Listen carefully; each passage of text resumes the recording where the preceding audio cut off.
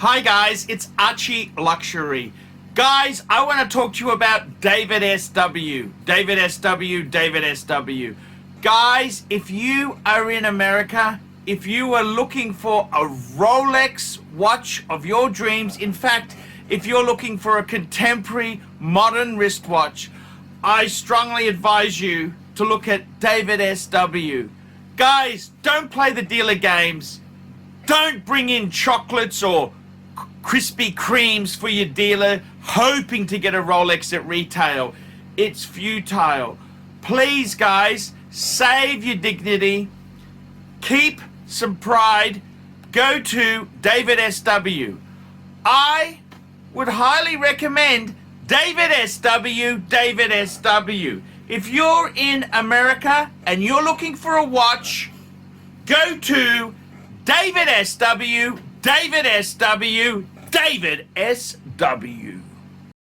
Hi guys, ArchieLuxury on the Pluta channel. Today I'm doing paid review 22QB5. 22QB5. Quick wristwatch check. I'm wearing my Rolex Skydweller. Bit of a nasty cough there. No, it's not COVID.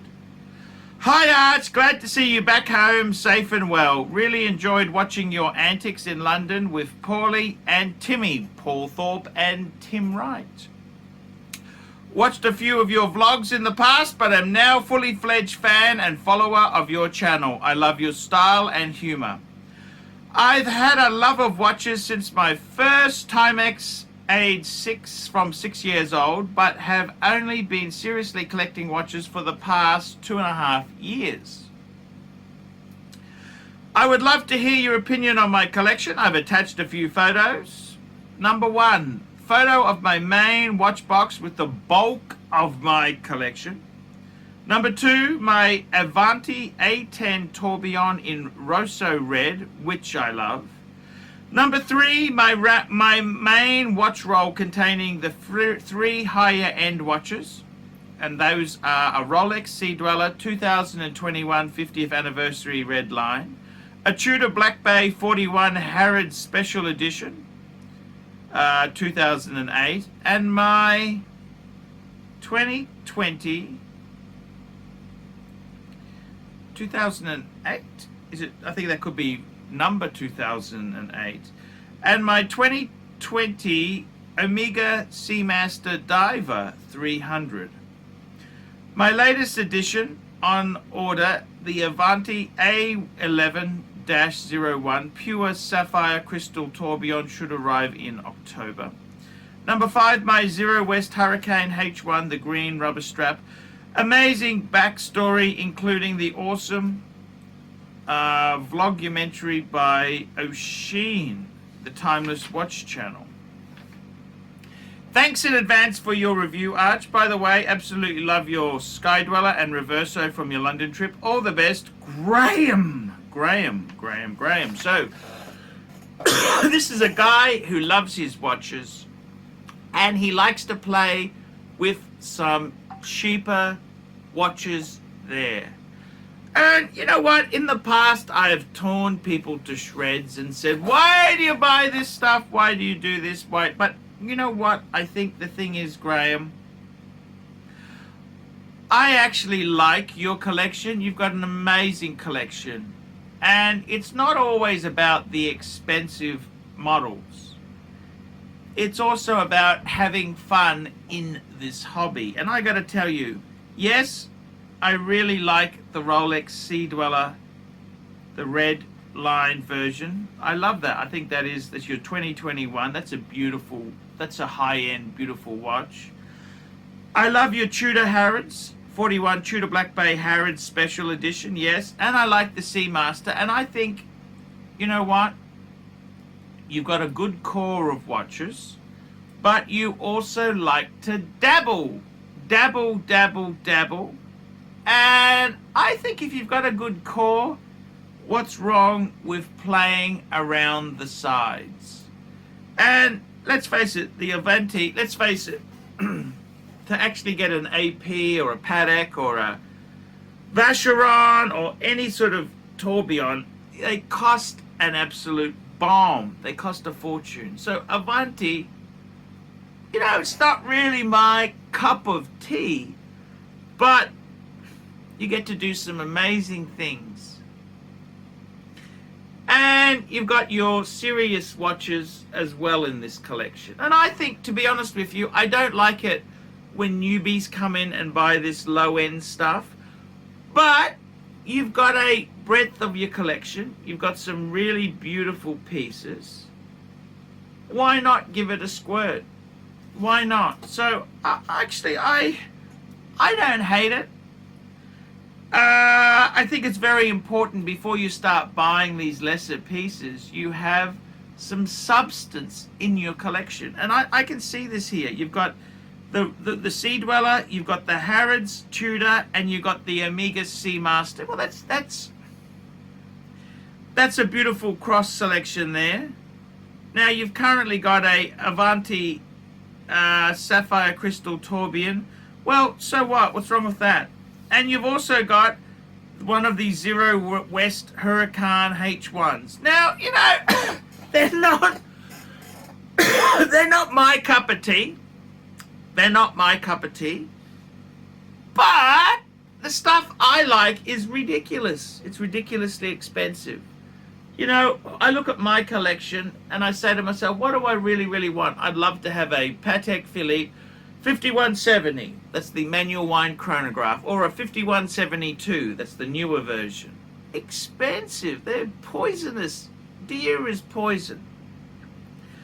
I look at Rolex, I'd love to get a Pepsi, I'd love to get a Batgirl, maybe, so many wonderful pieces, but they're big bucks. The chance of me getting any of this shit for retail is less than zero. So, I gotta be honest with you, I used to be very hard on this non-high-end shit, but I'm changing my tune a bit in the sense that as long as you've got some good stuff, really good stuff, and I think three pieces you've mentioned, Rolex Sea Dweller, Tudor Harrods, Black Bay, and the Omega. Well, you know what? You can dabble with some crap. Nothing wrong with that. You give it a squirt, see how it goes, play around with. I mean, how the hell are you going to get a tourbillon? Let's be totally honest there.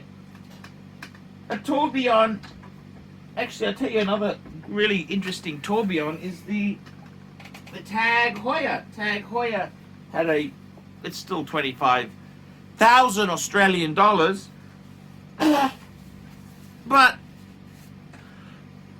semi-decent for a tourbillon.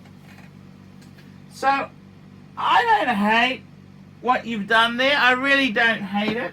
Let me just pull that up. So, yeah, you know what? You've even got a Casio in there. I gotta respect that. You've got some Orients, some old Orients, a G-Shock with like the AP. So what? It's a fun watch. I think this is a Seagull. You've got some Casio. You've got just some fun. That's your Zero West. Avanta. You've got some nice stuff. Citizen Boulevard. Yeah, I get it. Couple of Seikos. You know what? You've even got the Panzer. You got a Luminox. What's wrong with that?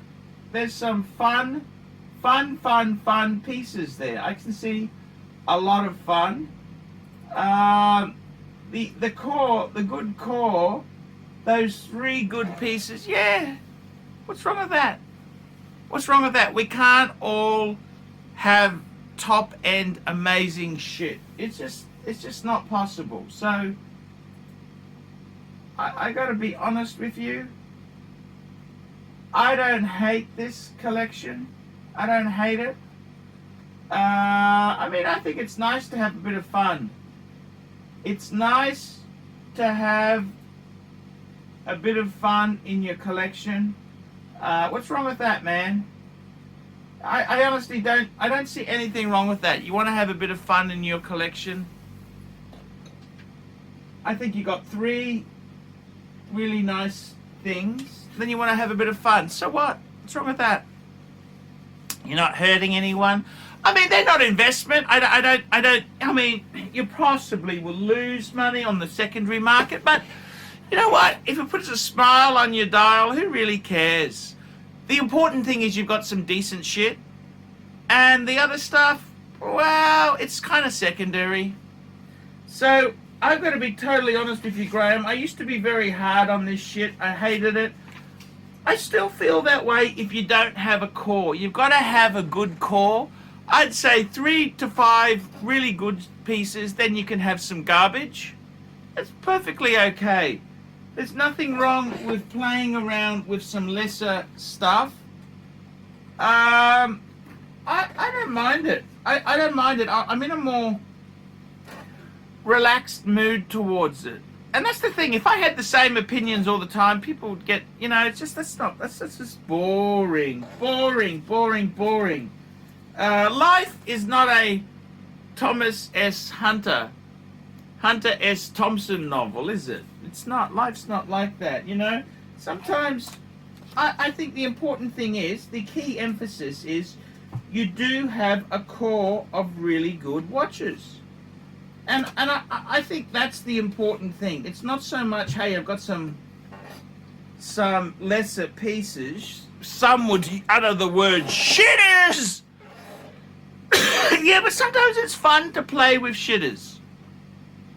And I don't mind that. I think that's okay, as long as you've got a good core. As I said, 3 to 5 pieces. I'd probably say to you, you know, I'd be adding, I'd probably try and add an Omega Speedmaster Man on the Moon. I would try and add maybe an Explorer 2. 42 would be great. But, you know what? If you want to play with some other pieces, I don't mind that. I'm not adverse to that. I completely understand it. So, guys, nothing wrong with that. Keep it going. I'll see you in the next one.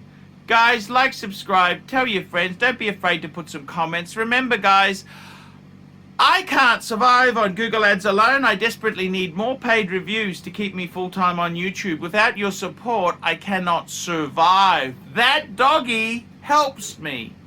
I need your support. Okay, guys, I will see you in the next one. Don't forget also, you can sponsor me on Patreon. Patreon allows you to pay as little as $1 a month.